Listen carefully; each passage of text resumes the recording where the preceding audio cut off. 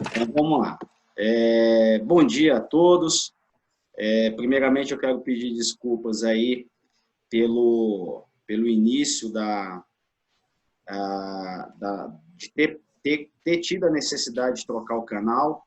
Nós tivemos problemas aí com acesso do pessoal à plataforma, estava pedindo senha inicialmente, mas eu acho que agora a gente conseguiu aí contornar. Infelizmente, alguns colegas vão ficar perdidos aí no meio do tempo, mas, de qualquer forma, conforme a prática, agora com as reuniões abertas, né, trazendo os palestrantes sobre determinados temas, a gente está gravando e disponibilizando lá no nosso canal do YouTube as palestras, as contribuições que o pessoal tem dado aqui com o nosso comitê jurídico, com a nossa confederação e também com a Câmara Brasileira de Mediação e Arbitragem Empresarial. Hoje nós temos aqui um convidado ilustre, o Dr. Tiago Sombra, e quem vai mediar esse bate-papo com o Dr. Tiago é o Dr. Rafael Machado, nosso consultor jurídico, a quem eu passo a palavra para fazer as considerações iniciais e, de fato, iniciar o nosso evento de hoje. Rafael. A gente tem que aparecer também. Primeiramente, eu quero agradecer ao ilustre convidado de hoje, um amigo, um colega de muitos anos, né, que é o Dr. Tiago Sombra, que de pronto aceitou o convite que eu fiz a ele. Tiago, muito obrigado por ceder um espacinho na sua agenda, muito atribulada, e fico muito feliz que você tenha aceito o convite para a gente bater esse papo aqui. Agradeço também, especialmente, a CACB, que é a Confederação das Associações Comerciais, na pessoa do Eduardo Vieira e também na pessoa do presidente Jorge Pinheiro, com quem tem sempre nos dado apoio para todas as iniciativas do escritório também. Bem, quando formatamos essa série de lives, né, que estão acontecendo às quartas-feiras, nós, de pronto, resolvemos focar em um tema que é a LGPD. E, de pronto, eu pensei no nome do Tiago, porque é uma pessoa que já está aí há muito tempo estudando, inclusive a tese de doutorado dele no UNB, trata, de certa forma, sobre database, né? E sobre o assunto. E eu, não só por isso que eu escolhi o nome dele. Então, Tiago, eu acho que a gente pode fazer da seguinte forma. Eu passo a palavra a você, a gente vai tocando como se fosse um diálogo, eventuais perguntas que surgirão ao longo da sua explanação, da nossa conversa, na verdade, não é nem explanação, da nossa conversa, ao final, a gente pode responder, caso a gente tenha condições, obviamente. Pode ser?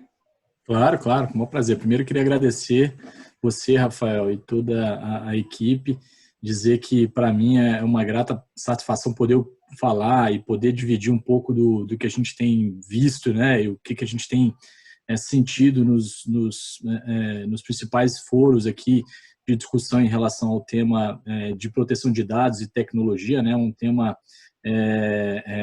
muito transversal, né, envolve aí boa parte dos setores da economia, e a CBMAE aí também é uma das que eu acho que tem tudo para ser atingida e está à frente desse cenário. Bom, a minha ideia hoje, Rafael, assim, era falar um pouquinho com o pessoal sobre o histórico da lei, né? Por que esse assunto ganhou tanta relevância no Brasil nos últimos tempos, né? Há uma grande dúvida sobre a entrada em vigor ou não da lei, quando é que ela deve acontecer ou não, que tipo de setores da economia ela atinge, por que ele é um assunto tão relevante em âmbito global. Há uma discussão ainda sobre a autoridade, quem vai ser a autoridade, quem é constituído, incidentes de segurança e vazamentos de dados, e, por fim, um pouco de direitos do titular. A gente pode falar um pouco sobre esses temas. Vamos lá. Tem a palavra Bem, Tiago, eu não fiz a apresentação formal, mas o Tiago é doutor pela UNB e é sócio do Matos Filho, aqui em Brasília, em São Paulo. Tiago, tem a palavra, fica à vontade, a gente vai conversando. Eu fiz algumas anotações, obviamente, que eu estudei para conversar contigo, mas não vou te colocar na parede de forma alguma. Tem a palavra, querido. Fica à vontade aí, a gente vai conversando. Legal. Bom, antes de mais nada, a LGPD, ela é uma lei... Começar dizendo um pouco de alguns aspectos que eu acho que vão interessar boa parte de todos, né? O Brasil hoje ele está inserido num contexto dentro da economia digital em âmbito global muito diversificado, né? O Brasil hoje ele é o 122º país a ter um marco regulatório de proteção de dados. Ou seja, nós temos 122 países que já têm um marco regulatório disciplinando esse assunto. O Brasil foi um dos últimos a ter e a aprovar um marco com esse formato. Hoje, no atual contexto, nós só estamos juntos da Bolívia, na América Latina.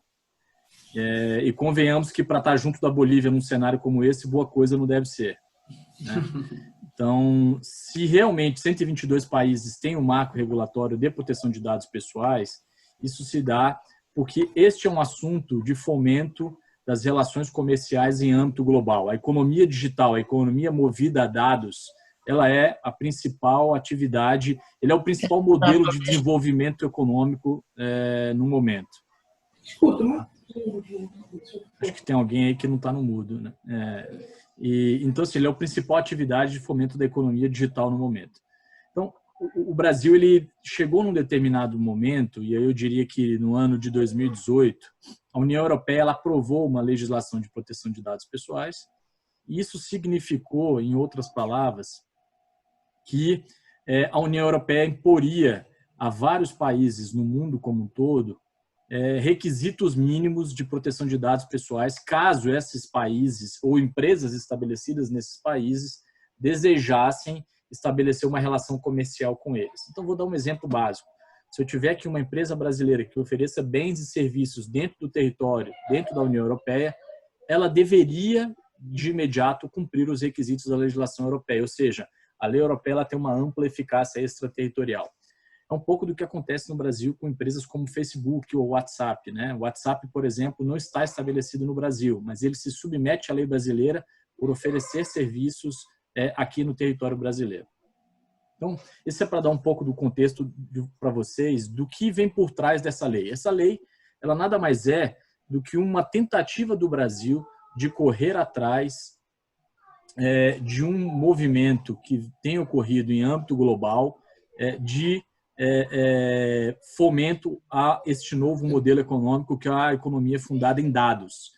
No momento em que nós vivenciamos aqui, melhor estará posicionado no mercado a empresa que tiver maior capacidade de converter dados em experiência, ou seja, conseguir captar dados e entregar produtos e serviços de uma forma um pouco mais personificada. Por isso que a economia dirigida por dados é o novo modelo da indústria 4.0 aqui.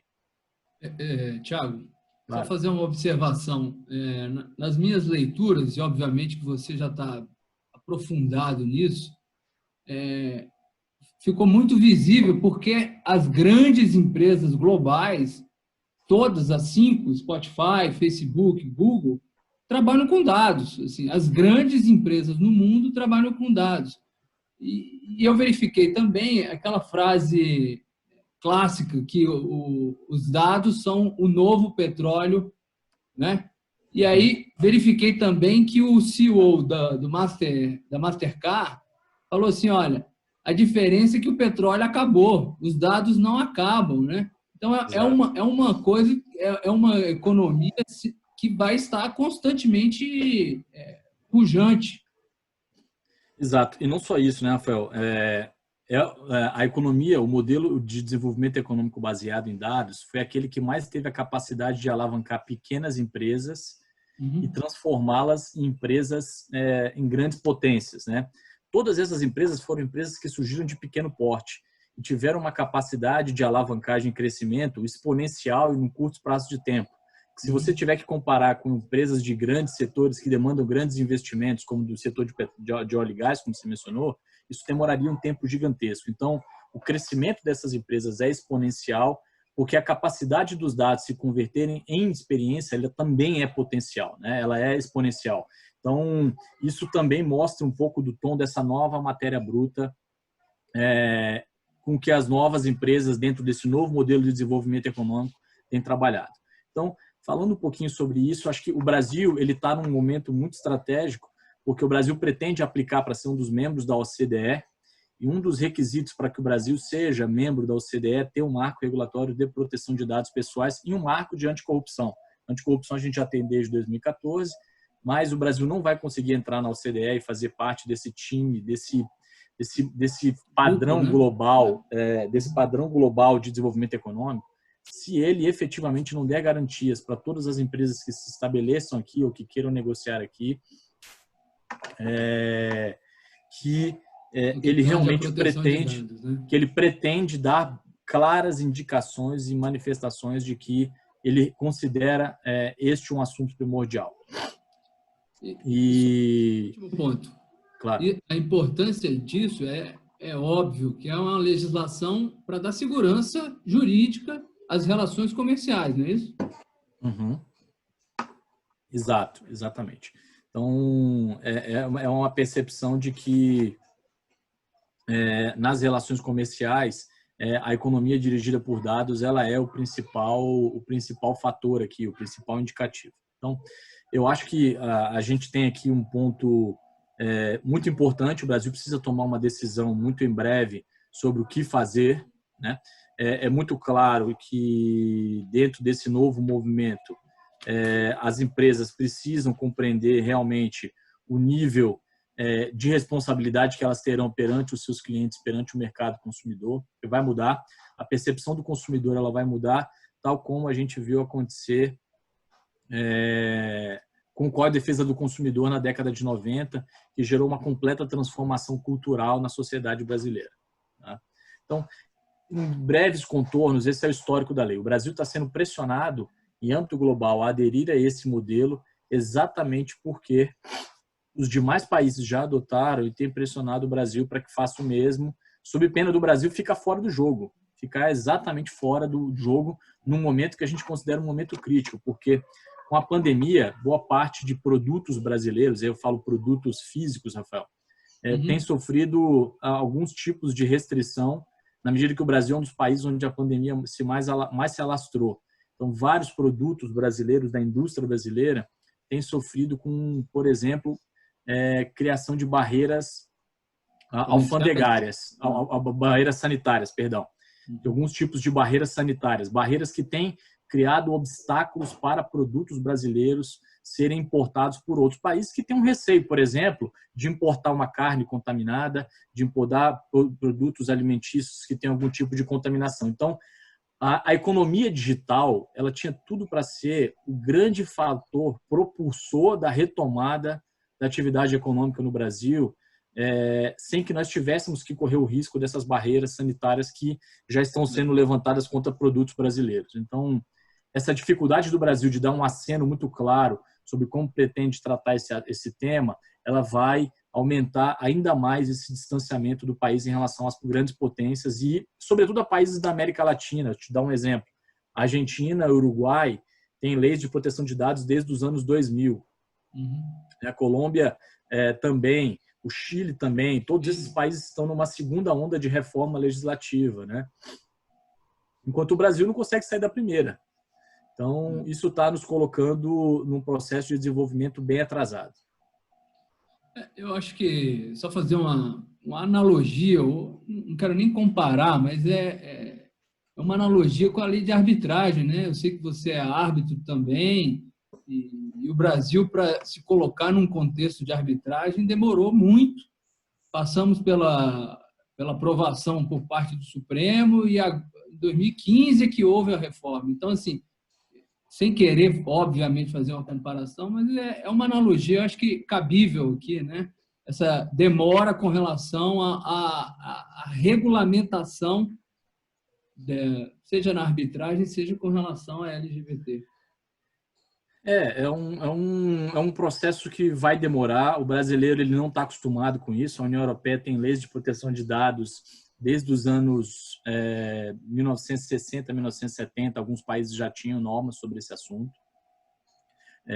A União Europeia, antes do GDPR, ela tinha uma resolução, que é a Resolução 95/46. Então, assim, culturalmente, foi mais fácil compreender a mudança que aconteceria com a entrada em vigor da nova legislação, que no fim das contas foi uma continuidade do que existiu no passado, né?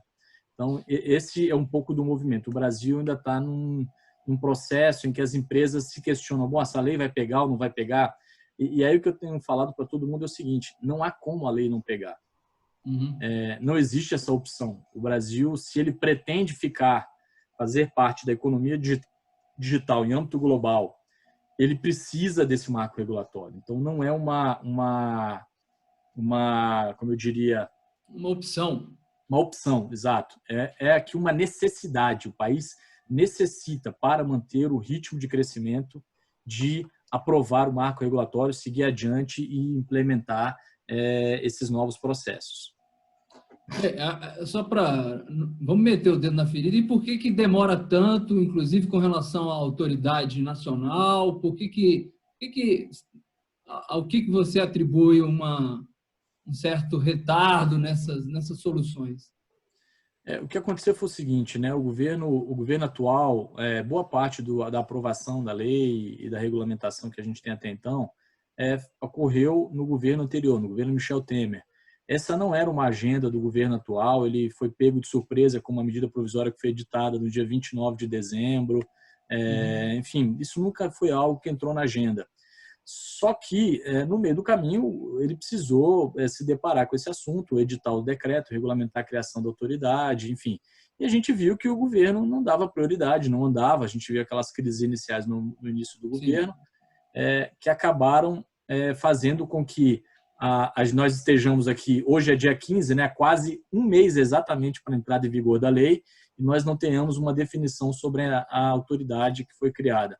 O que mostra ainda mais para a comunidade internacional um descompromisso do Brasil com esse assunto. Tá? Então, acho que esse é um ponto bastante relevante aqui que precisa ser destacado. A criação da autoridade ela é algo que, em outros países, é bastante relevante, né? Vários países tiveram as suas relações comerciais com a União Europeia estremecidas exatamente por não ter a capacidade de indicar claramente quem era a autoridade, quais eram os seus poderes, qual a formatação dessas atividades, enfim. Isso tudo acabou criando um desconforto em algum momento. Então, eu diria para vocês que, em boa medida, o que a gente tem aqui é um cenário no qual a autoridade brasileira, quando vier a ser criada, a primeira coisa, ela vai ter que ser formada por pessoas que tenham um conhecimento técnico e independência. Perdão. Se ela não tiver, Rafael, fatalmente o Brasil continuará tendo dificuldades com outros parceiros comerciais. E por que eu digo isso, né? Você fez uma observação importante de que grandes empresas têm os dados com a matéria bruta das suas atividades. Eu participei diretamente da elaboração da LGPD e logo no início, algo que a gente sempre diz é que o marco regulatório ele tinha tudo para alavancar as empresas de pequeno e médio porte. Por quê? Porque a melhor forma de uma startup ou de um pequeno e do médio negócio acontecer hoje é ele sendo um negócio essencialmente digital. E boa parte desses negócios que têm sua atuação no formato digital, se nós temos visto durante a pandemia surgir várias dessas empresas, né? Sim. Boa parte dessas empresas elas realizam processos de transferência internacional de dados. O que significa isso? Não é só o Facebook, o WhatsApp, o Google que transferem dados para outros países. Uma empresa muito pequena no Brasil, ela pode transferir dados também. Se ela usar uma nuvem, né, que a gente chama um sistema de armazenamento em nuvem, uma cloud, do Google, da Microsoft, da Amazon, que esteja estabelecida num outro país, haverá aqui um processo de transferência internacional. E isso, por si só, pode aqui desencadear a necessidade de que várias leis aqui se apliquem ao longo desse processo. Não só a lei do Brasil, que está sendo objeto da transferência dos dados para uma outra localidade, mas também a lei do outro país para onde esses dados estão sendo transferidos. E as empresas brasileiras não estão preparadas para isso. Então, a decisão de postergar a aplicação da LGPD tem muita relação com uma falta de endereçamento claro dessas mensagens no momento em que deveria se ter dito para as empresas exatamente que seria a aprovação do marco regulatório e a sua implementação que ajudaria que elas tivessem aqui uma explosão de vendas e de atuação. Infelizmente, o governo federal não teve a capacidade de internalizar essa mensagem e adotar isso também como uma agenda econômica, ao contrário. Enxergou a LGPD como meramente um custo ou um gargalo regulatório, o que, na verdade, o que não corresponde à realidade e não corresponde à realidade em boa parte dos países no mundo. Então, na verdade, na sua opinião, você tem a concepção de que essa postergação ela é prejudicial. Com certeza. O Brasil vai...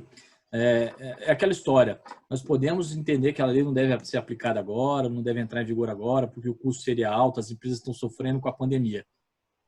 Mas essa decisão nós vamos ter que tomar mais cedo ou mais tarde. Quanto mais cedo a gente tomar, melhor vai ser a nossa capacidade de entrar na disputa comercial pelo comércio eletrônico em âmbito global e essas relações em âmbito global.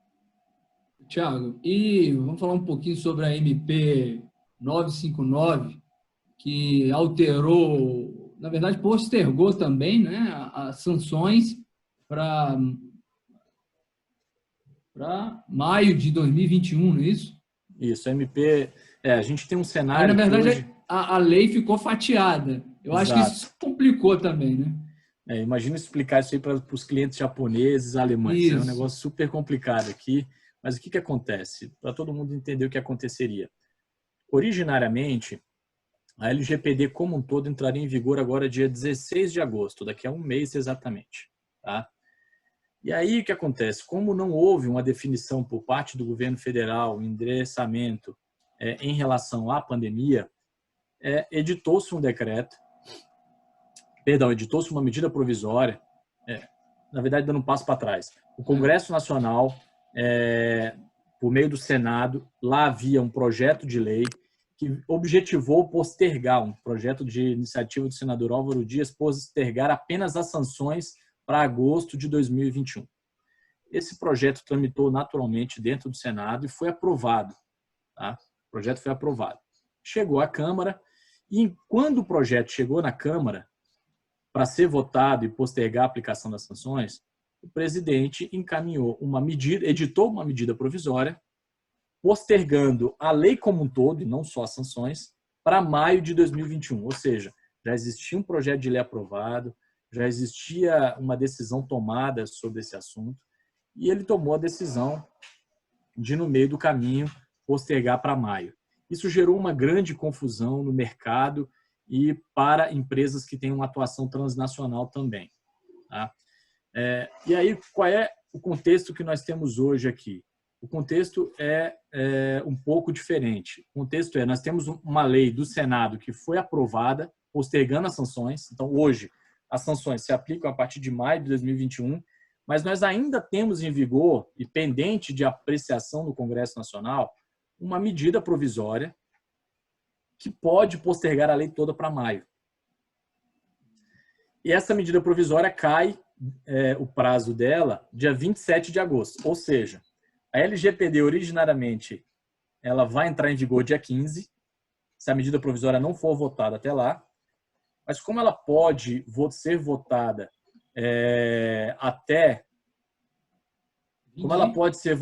até o dia 27, essa medida provisória pode ter capacidade de perder a eficácia retroativamente, o que fará com que a medida provisória, a lei entre em vigor dia 15 e não dia 27. Então, assim, o governo federal acabou criando um grande problema, uma grande confusão em torno desse assunto. Poderia ter mantido só a prorrogação das sanções, que seria suficiente. Agora, faltando um mês, a gente não tem nenhuma percepção clara do que fazer, e como auxiliar nesse processo.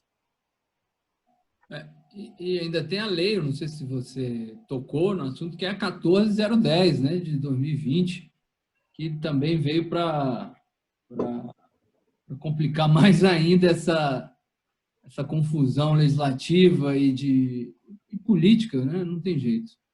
Exatamente. Bom, essa foi a que eu falei que foi aprovada no Senado e que o presidente não votou. Tá. Enfim, eu acho que esse hoje é o cenário que a gente tem. É um cenário incerto, né? É um cenário completamente assim, para as empresas é o pior cenário que poderia acontecer, Rafael. Assim, a lei, de alguma forma, a gente já começa com um assunto super relevante, num nível de descrédito muito grande em âmbito global. Isso é muito ruim para o Brasil. Mas, enfim, há 2 semanas a gente teve uma conferência com o pessoal da ONU e da CEPAL. Há, por parte deles, aqui uma grande preocupação com o que acontece no Brasil em termos de economia digital. Eles acreditam que o Brasil não entende a importância do assunto. Os principais... Isso, acho que são essas as demonstrações que a gente tem dado, né? E aí, só para te dar um exemplo, Rafael, que eu acho que é muito bacana explicar para as pessoas, né? Muita gente acha que a gente é um assunto distante, é um assunto de tecnologia, e não é. Vou dar 2 exemplos de problemas que o Brasil está enfrentando nesse momento por conta dessa lei. O primeiro deles diz respeito aqui, falar da pandemia, né? Quando a pandemia surgiu na China, várias empresas de tecnologia desenvolveram testes em massa com base em soluções de inteligência artificial. Né? Só que essas informações eram hospedadas em nuvens em outros países. Quando a pandemia chegou ao ápice agora no Brasil, essas empresas que desenvolveram esses testes na China, na Itália e na França ou na Espanha, quiseram vender esses produtos no Brasil, explorar essas soluções tecnológicas aqui. E, infelizmente, não conseguiram ou têm enfrentado dificuldades porque o Brasil não tem um marco regulatório de proteção de dados pessoais que viabiliza essa transferência de dados para outras jurisdições e acaba criando para eles uma exposição maior lá. Eles correm o risco de sofrer sanções lá por estarem recebendo dados de um país que não tem um marco regulatório, que não tem garantias mínimas de segurança.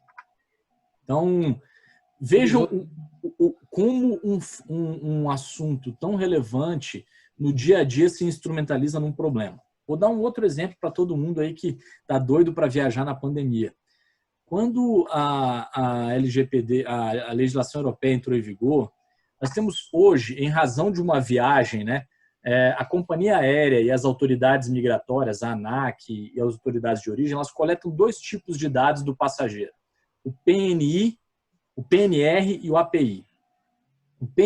O API é o dado básico do passageiro, que é o dado de nome, data de nascimento, número do passaporte, essas informações.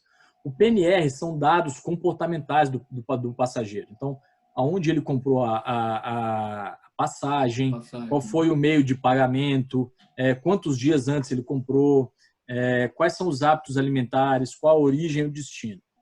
O fato é que, como o Brasil não tinha um marco regulatório e a legislação europeia exigia isso das companhias aéreas, as empresas que transitavam em voos da União Europeia para o Brasil, do Brasil para a União Europeia, começaram a ter restrições de atividades porque não podiam transferir dados de passageiros para lá. E aí o Brasil, a Polícia Federal teve uma série de problemas em alguma relação a esses casos, a ANAC também, e o Brasil teve que fazer um tratado bilateral emergencial com a IATA para tentar solucionar esse problema. Mas estou dando um exemplo básico de vários outros que eu poderia citar aqui, desde as grandes montadoras, desde empresas de tecnologia, que têm enfrentado essa insegurança no momento por exatamente ter que lidar com essa situação. Tá? Então, esse é o nosso momento. O Brasil fez escolhas ruins por não ter compreendido a mensagem do que citando você, Rafael, uma economia movida a dados e substitutiva do petróleo, né? O novo petróleo. Tiago, só para a gente avançar aqui, e a questão do mau uso dos dados, como é que fica essa questão de sanções? O que, por exemplo, uma pessoa que sabe que uma determinada empresa utilizou dos seus dados, o que ela pode fazer? Vai ingressar com uma demanda? O que ela pode fazer? Essa é uma boa pergunta. A gente está vivenciando um momento bastante interessante. Com a migração de boa parte das empresas para o ambiente digital, o número de vazamento de dados, incidentes e ataques de hackers subiu exponencialmente. A gente tem lidado aqui com os principais incidentes que aconteceram no Brasil nos últimos 3 anos, com as principais investigações de autoridades, Banco Central, CVM, Ministério Público, Procon, Senacom. Mas esses últimos 4 meses isso tem se intensificado bastante. A LGPD ela prevê sanções, né, e as legislações do mundo todo muito graves para as empresas que têm esses tipos de vulnerabilidade. Sanções que variam entre 2% do faturamento do grupo, limitados a 50 milhões de reais por infração. Então, nesse momento, por exemplo, a gente está lidando aqui com o incidente de uma empresa e dando as principais orientações do que fazer. Então, a grande dificuldade é que, como não há uma conscientização, Rafael, básica por parte de empregados, por parte das empresas, o nível de exposição ele é constante, né? Não há treinamentos, não são feitos os investimentos básicos nas tecnologias necessárias para proteger. E aí a empresa acha que gasto com tecnologia é desperdício, quando ela não consegue imaginar que ela, no passado, precisou fazer gastos com instalações físicas também. Porta, cadeado, segurança, monitoramento, câmeras. A mesma lógica vai se reproduzir no ambiente digital e merece investimentos cada vez mais constantes para vocês evitarem esse tipo de exposição. Uma empresa que tem os seus dados comerciais disponibilizados publicamente, ela está entregando, assim, deixando sair pelo ralo toda a sua base de clientes, enfim, Sim. todo o seu ativo comercial que foi construído ao longo de anos, né? Então, assim, boa parte dos clientes tem dificuldade de enxergar isso.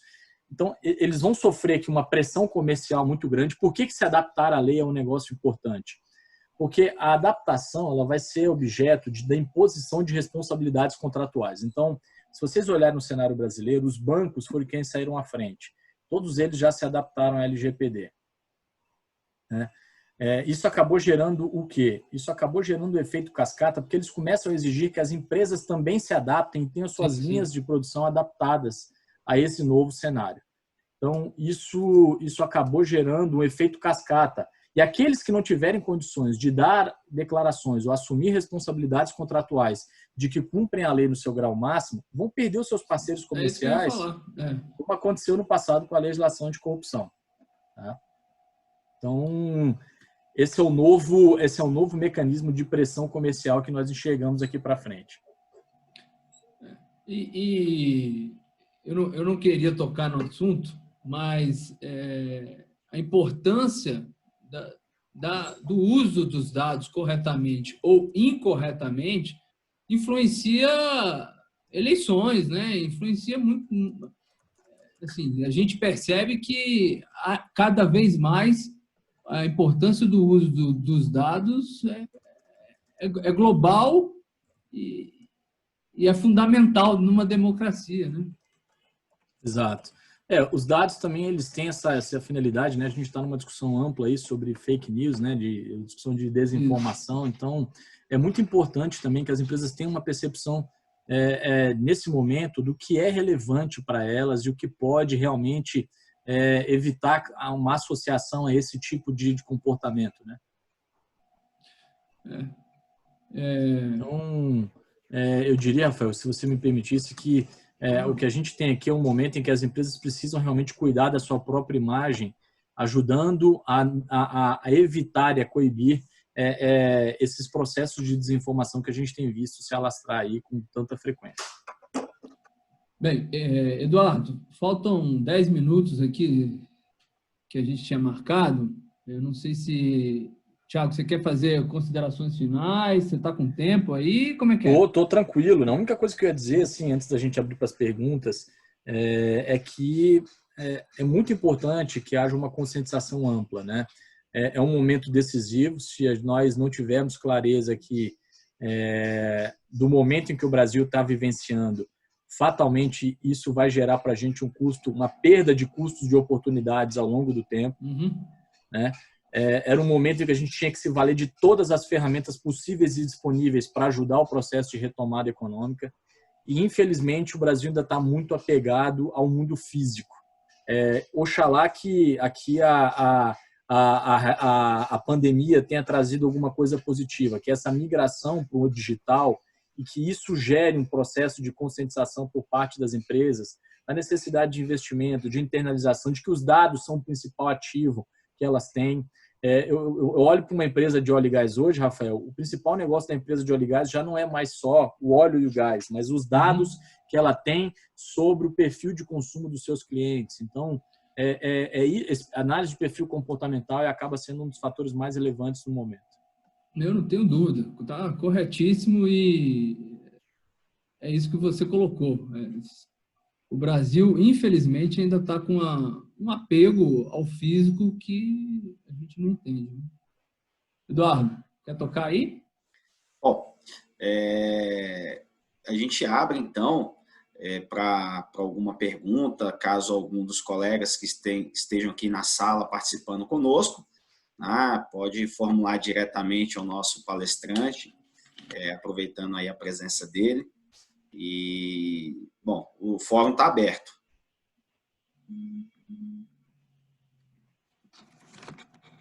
Bom, enquanto isso vocês pensam aí, eu vou inaugurar então. Tiago, você acredita que tenha algo a ser considerado na MP 9959, algo que poderia colaborar com o aperfeiçoamento com o texto que temos hoje?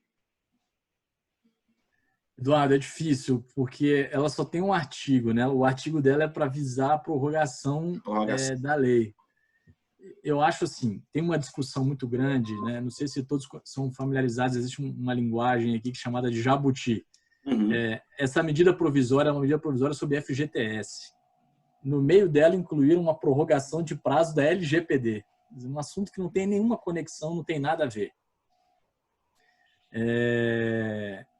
O que acontece é o seguinte, o ideal é que esses assuntos não ocorressem dessa forma, né? Não fossem tratados assim. Então,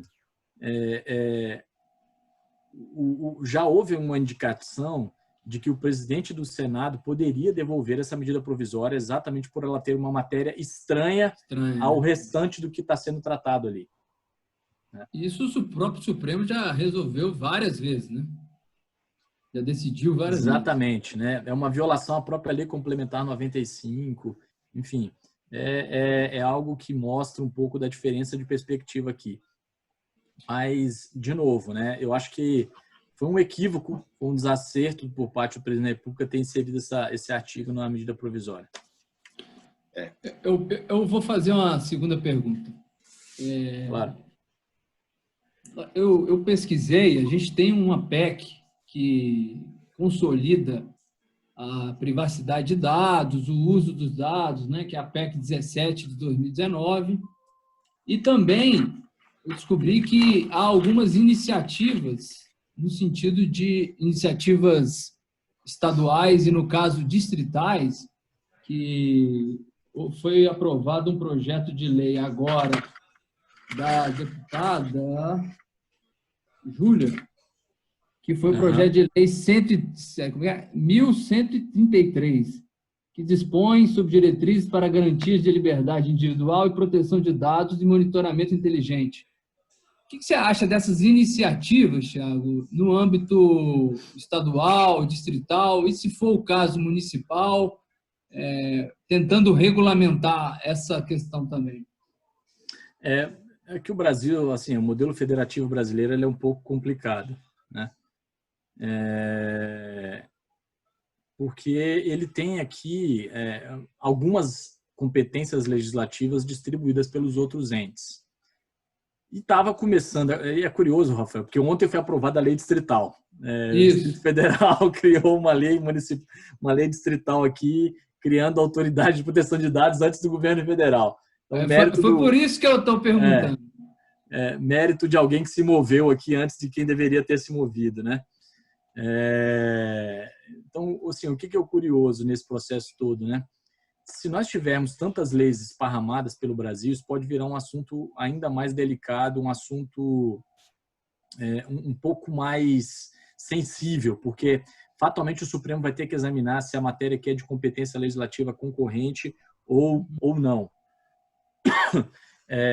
E a minha visão aqui é que se trata de matéria de direito civil que deveria ser legislada essencialmente pela União Federal. Essencialmente ou exclusivamente? Exclusivamente, né, pela União Federal. Exclusivamente é o termo apropriado e mais correto. Sim. Ok. A Thaís aqui perguntou, né, Eduardo, você quer ler aí? Isso. Nós temos uma pergunta aqui da Thaís no chat, né? Ela pergunta assim, além das empresas, também os profissionais de direito estão defasados nesse tema? Isso pode prejudicar a implementação da lei? Você tem alguma dica para quem quer começar a atuar nessa área agora? Então, são 3 perguntas, né, numa só. Tá. Bom, sim, acho que o Brasil tem uma defasagem grande de formação sobre esse assunto. Esse é um assunto que não é ensinado nas universidades, nós não tínhamos uma cultura sobre esse tema, assim como o tema da anticorrupção. Eu queria deixar aqui uma indicação, já do meu livro, o Rafael mencionou no início, mas é um livro sobre proteção de dados pessoais da editora RT, Thomson Reuters, sobre proteção de dados e regulação. Aqui eu trato de vários modelos regulatórios, o que aconteceu no mundo como um todo sobre esse assunto. Enfim, eu recomendo, e lá tem uma série de referências de outros autores também que podem auxiliar. Acho que é uma falha de formação, e como é uma falha de formação, haverá uma falha de aconselhamento jurídico para boa parte das empresas. Então, é muito importante que todos procurem aí se aperfeiçoar, porque isso é só uma questão de tempo. Muito em breve, os assuntos de tecnologia tomarão conta, eu diria que boa parte das demandas que os advogados terão em breve. Muito bom. Alguém gostaria de formular mais alguma questão? Tiago, eu acho que realmente a sua comparação é muito feliz, da LGPD com a lei anticorrupção. Nós não eu falo nem que não estávamos preparados, acho que a gente não está preparado ainda. Para a própria lei anticorrupção, que já vem um pouquinho mais de tempo, e esse estágio de pandemia nos ensinou muito a utilizar os meios eletrônicos, as empresas vêm implementando processos diferenciados de e-commerce, de entrar no mundo digital, mas sem se preocupar com os dados que elas carregam, né? Então, isso realmente eu acho que tem que ser uma preocupação de todos, e principalmente nosso, né, que estamos aí no sistema associativo, no sistema que tende a preservar a saúde das empresas, de levar esse tipo de assunto, enfim, não deixar que as empresas elas tenham dificuldade em função dessas situações.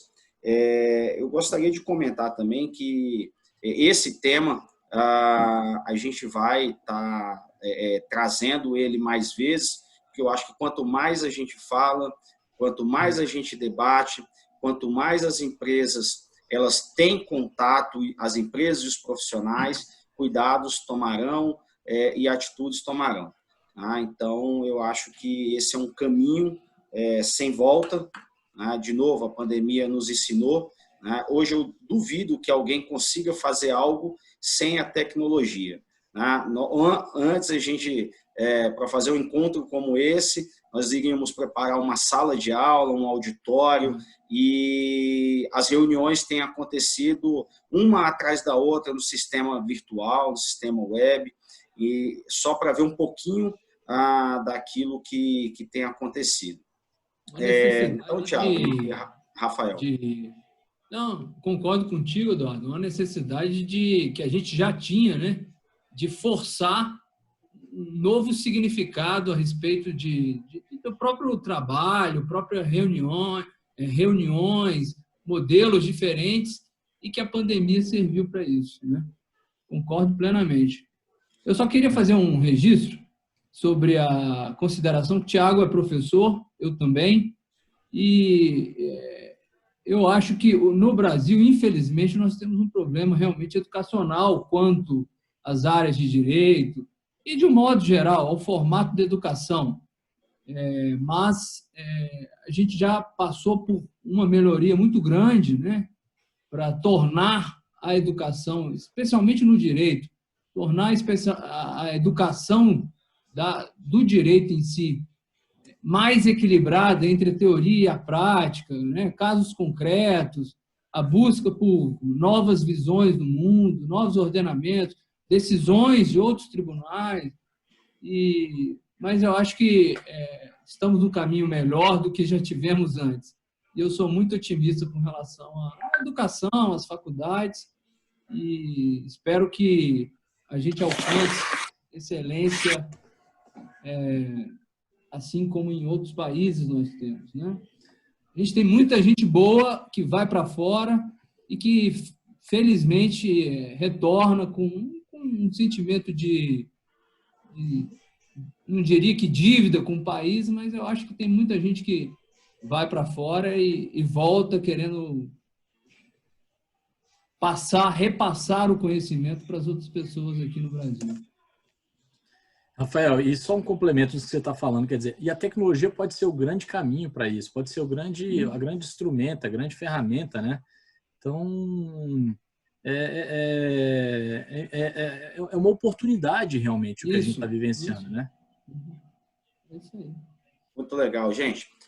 Então, eu passo a palavra caso o nosso palestrante queira fazer suas considerações finais. A gente vai já caminhando aqui para o final, o Rafael também, para a gente poder encerrar, e com a certeza de que esse tema ele será explorado mais vezes dentro deste fórum. Ótimo, eu só queria agradecer, dizer que foi uma oportunidade muito bacana, um bate-papo com o Rafael, com você, Eduardo. É um prazer conhecer vocês aí. Vocês têm feito um trabalho magnífico, eu tenho acompanhado aí, especialmente a condução do Rafael nesse processo todo. É uma grande alegria falar de um assunto que é tão... que tem tomado conta assim, praticamente de todo o meu trabalho aqui, e dizer que a gente está muito contente realmente em poder bater esse papo com você, falar um pouquinho dessas dificuldades.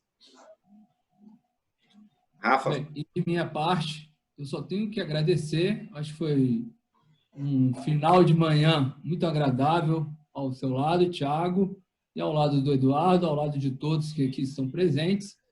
E agradecer e espero que realmente o assunto não seja perdido, porque ele é de fundamental importância. E agradecer mais uma vez a CACB, o Comitê Jurídico, ao Thiago, ao Eduardo, ao presidente Jorge e a todos que estiveram presentes aqui conosco. Obrigado. Maravilha. Thiago, muito obrigado. Não tenha dúvida que convidaremos você para outros fóruns, outros debates. Espero que caiba aí na sua agenda. Rafael, mais uma vez, obrigado aí pela organização, pela colaboração aqui com a nossa pauta. Como é de costume, o nosso vídeo, a nossa gravação aqui estará disponível entre hoje e amanhã lá no nosso canal do YouTube, para que todos possam acessar, indicar para os colegas que não pôde assistir no momento aqui ao vivo.